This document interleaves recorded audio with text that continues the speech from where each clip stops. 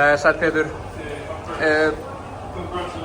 þessi leikur hérna í dag, 5. leikur, heill úrslitaleikur, hvernig lítur á þennan leik hérna í dag?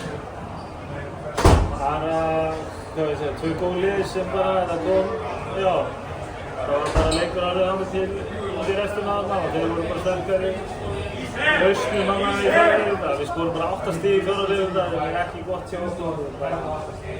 Ég veit að bara klúður klúður víti,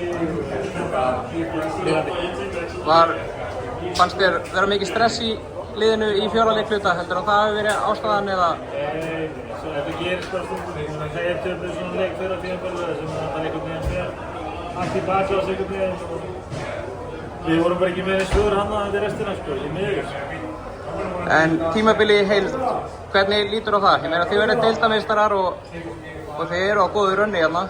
Já, tímabilið í heild var bara gott skilur. Við viljum flesta leiki á deildartímabilinu og svo erum við mjög nálægt því að vinna flesta leiki í úrslitakeppninni. Munar einn leik.